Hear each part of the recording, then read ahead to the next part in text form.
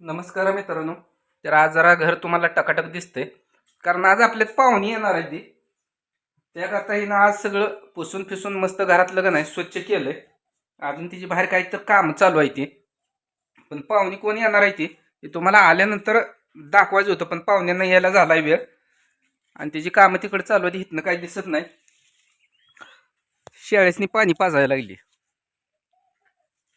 कोण यायचंय? कोण यायचंय म्हणून एवढं स्वच्छ केलंय पाक. आणि मला सकाळी कशी म्हणली लवकर घरी या पाहुणी यायची. कसं आहे, बायको देखील मला खोटं बोलली. बरं आहे की असं बोलावं लागतंय. मला वाटलं कोणतरी यायचंय म्हणून आज घरी एकदम मस्त केलंय बरं आहे तिनं. पुसून हे सगळं जिथले तिथं पसारा पिसारा ठेवून.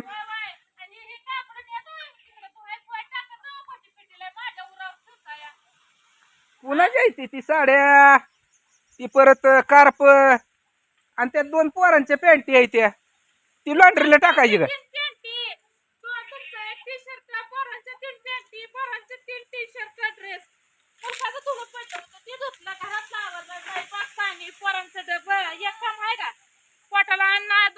तरी खरं तू अजून जेवली नाही? खरंच जेवले ना.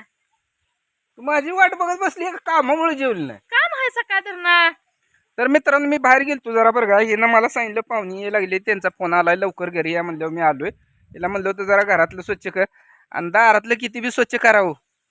वार आलं म्हणलं ह्यावा ही लाकडच दिसायला लागली तुम्हाला सगळे. हे का पाडव्यापर्यंत पूर्णपणे रिकाम होत. पाडव्याला बघा बरोबर पालवी ह्याला फुटते. आता फुटायला लागली बघा. जी पांढर पहिली झाली या कडीपत्त्याची. आता ही जेव्हा संद पडतंय का नाही पाल, तेव्हा मग एकदम मोहर मस्त येतोय बा कडीपत्त्याला. पालवी फुटते एकदम छान. आणि इकडे लिंब आहे, ते लिंबाचं पाले येते तर बघा. ही तुम्हाला दिसतंय लिंबाचं बी. आता लिंबाला मोहर लागायला लागलाय. पाडवा जवळ झालाय हो. ती मोहर आता पाडव्याला बराबर आपल्याला उपयोगी येतोय. लागतोयच किती मोहर, त्याशिवाय तर पाडवा साजरा होत पण नाही. काय लोक म्हणते ते दारात झाड पाहिजे. मी तर म्हणतो दारात एक झाड नको. ते मागं झाड आहे त्याचं सगळं लिंबाचं पालं. ही आपलं कडीपत्ता आहे ह्याचं सगळं पालं. इकडे पिपळ आहे, इकडं बदाम आहे, बेल आहे, पिपळ लिंब सगळी कोंड झाडाचं दारात कचराच आहे बघा. झाडाशिवाय दाराला शोभा पण नाही हो. पण काय असा कचरा झाल्यावर कशी शोभा नाही. मग आता कचरा काढायचा आहे की मी. परत जाऊ दे. खऱ्यानं सांगी पाहुणी कोण यायची? खरं नाही ती कोण यायची व. मला म्हणली पाहुणी यायला लागली तुम्हाला बघायला. आल्यावर सांगते की, आल्यावर येऊ दे की. अजून यायची ती होय नाही चालले. आल्यानंतर ना सांगू का आता सांगू तुम्हाला? सांगा पण अगोदर सांगायचं सगळं डिटेल मध्ये तुम्हाला. हा आधी सांगितलं असतं म्हणजे जरा मी दाढी फिडी करून मस्तपैकी आलो असतो का ना. हा अगं तू सांगतच नाही, मला बोलतच नाही. काय बोलायचं तुम्हाला? हो तुम्हाला काय बोलायचं सांगा. मी बी जरा जाऊन मेकअप पिकअप करून आलो असतो का नाही. तुम्ही काय म्हणता त्याला? फाउंडेशन लावून थापून आला असता. हा काय ती ब्रिज फ्रीज काय म्हणता की अजून काय असतं? आम्ही केलंच नाही तसलं कवा. खरं तुम्हाला सांगतो बरं का, हेला कधी चेहऱ्याला मेकअप पिकअप किंवा चेहरा फ्रेश तसलं केलाय काय नाही. असला अजून आज तागायत नाही. फक्त ही एक काम तेवढं करते. त्याला काय म्हणते ती? असलं काय तर तुमचं लय ध्यान असतं. तेवढं असतं बघा, बाकी काही देखील नाही. हा. आता मी बी म्हणतोय मी पण जावं आपलं जरा तोंड काळलंय दिसतंय हो. हिचं गोरं दिसतंय, माझं काळं दिसतंय आणि त्यात माझी केस म्हणजे पिकली, ती दाढी पिकली. मग म्हणलं जरा मस्तपैकी यावं जाऊन. तर बघा बहिणी, मसाल्याची पॅकिंग आपल्या बघा अशी होती.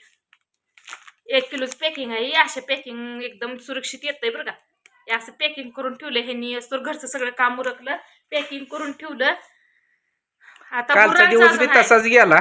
मग म्हणलं आज तरी हिला पार्सल फिरसल पॅक कर, जाऊन मस्तपैकी टाकून येतो. कारण काल कोणाचं एकाचंही पार्सल टाकलं नाही. काल आमच्या मागं अडचणी होत्या आणि खरंच अडचणी होत्या. मग आज हिनं पार्सल पॅक केले तर आता सगळी पॅकिंग ती दुसऱ्या पिशवीतनी भरायची आणि महत्ला आता टाकायचं आहे. यायला तसा वेळच झालाय. प्रत्येकाच्या माग काय ना काय जीवनात अडचणी असते. सुखाच दिवस बघाय नाहीत आणि सुख काय माणसं आम्हाला लागू दे ना ती. चूक लागू दे ना ती. पण वेळेची वाट बघायची. कारण थोड्या दिवसात त्यांना बी समजणार आहे त्यांना सुखाय का आपल्याला सुखाय. कुणाला आपल्याला जाणून बुजून त्रास द्यायचा होय. आम्ही तीच पाऊल उचललो होतो. पण कुणाला जाणून आम्हाला बुजून जाणून त्रास बुजून द्यायचा नाही. त्रास आपल्या आहे. स्वामीची शिकवण आहे. कुणाला जाणून बुजून त्रास द्यायचा नाही. त्यामुळं धीरे धीरे जायचं. उद्या आपल्याला त्रास देते ती तेवढा किती द्यायचा तेवढा देऊ द्या. मी हाय तुमच्या अशी साथ असल्यावर कशाला टाकायचं सांगा बरं. माणूस काय म्हणतं माणसाचं माणूस असाव, आधाराला असाव किंवा माणसापाशी सपोर्ट असाव. पण माझा सपोर्ट किंवा माझा आधार जे काय असेल ते माझं एकमेव ही आहे. आणि ह्या आमच्या दोघं मागं आमची 2 पोर घटगंभीर आहे ती जे आम्ही निर्णय घेईल त्यात त्यांचं यश असतंच. म्हणजे होय म्हणूनच असतंय. भलं मग चांगला मार्ग असू दे किंवा वाईट मार्ग असू दे. वाईट तर आजपर्यंत आपण कधी कोणाचं केलं नाही. आपल्या डोक्यात तर कधी वाईट कोणाचं करायचा ही विचार पण आला नाही. पण काय काय लोक असते ती दुसऱ्याचं वाईट करणार, हसणार, मजा घेणार. हा म्हणजे त्यांचं वाटोळ चाललंय, त्यांचं वाईट चाललंय, त्यांच्यावर वाईट दिवस आहेत. त्या शंकेत राहू नि माणसाला. प्रत्येकाचा काळ येतो, प्रत्येकाचा दिवस येतो, प्रत्येकाच्या त्याच्या कर्मावर त्याला फळ मिळलं जातं. त्यामुळं हमेशा माणसानं कर्म ही चांगलं केलं पाहिजे. आजकाल कसं झालं माहिती का, लुबाडून जेवढं मिळता येईल तेवढं लुबाडून घ्यायचा प्रयत्न करते ती. पण लुबाडून जात नसतं. लेकरा बाळाला सुख लागत नसतं. जोपर्यंत तुम्ही हाय तोपर्यंत सुख लागत नसतं. त्यामुळं कुणाचं लुबाडायचं नाही. कष्टाला यास मागायचं, कष्टानं जगायचं, हिमतीनं जगायचं, हिमतीनं राहायचं. हा ही हाय बघा आपलं एकमेव. कसा बहिण खोटं बोलून जगण्यापेक्षा खरं बोलून जगलेलं लय आनंद आहे. आणि खरंच आनंद आहे. आयुष्यात माणसानं कधी कुणाला धोका देऊ नये, खोटं बोलू नये. खोटं बोलणारा दररोज रेटून खायला जेवण भेटल त्याला, पोट भरल त्याचं. पण एक दिवस असा येणार आहे की त्याला पोटाला पोट भरून भेटणार नाही. का तर त्यावेळेस ती माणसं त्याच्यावर विश्वास ठेवणार नाही. आता 100 पोरांनी खोलला होता त्याचं काय आपल्याला नट बोलत काय माहिती नाही. जा बघ जाता कुठं आहे तिथे. तर प्रत्येक कामाला शिला पुढं घातली शेवट कुठलं काम होत नाही. कारण आता मकाला पाणी दे जाय, भाव गेलाय मोटर चालू कराय.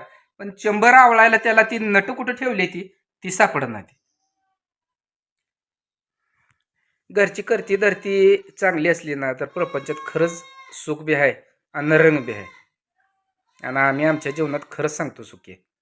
कारण आपल्या जीवनात आपल्याला 2 लेकरं जी आहे ती लेकरं ही साथ देणारी बायको, कुठंच खरंच अडचण काही येत नाही. हिमतीनं जगायचं, हिमतीनं करायचं, हिमतीनं खायचं.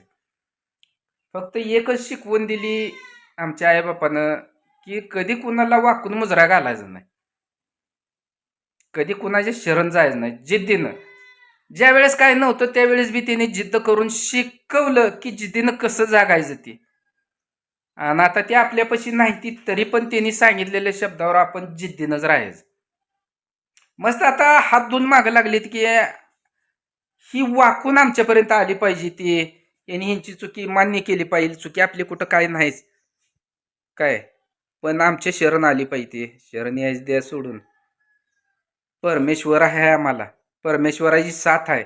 तुमच्यापाशी यायची आमची गरजच काय आहे. आणि त्या परमेश्वराची जर इच्छा असेल ना तर तुम्ही आमच्यापाशी याचाल. आणि ती वेळ लवकर परमेश्वर तुम्हाला आणल. त्यावेळेस तुमचं डोळं उघडतेल. गर्व कशाचा करताय? आला ह्या जीवनात तुम्ही 4 दिवसाचा पाहुणा आहे. सुखानं राहावा. प्रत्येकाचं जीवन नाही आनंदात आणि सुखात घालवा. तर एकच स्वप्न आहे बघा, हाय तोपर्यंत हसून खेळून सगळ्या संग राहायचं. बुद्धीला वैरवाद नको, कोणा संग वैरवाद नको.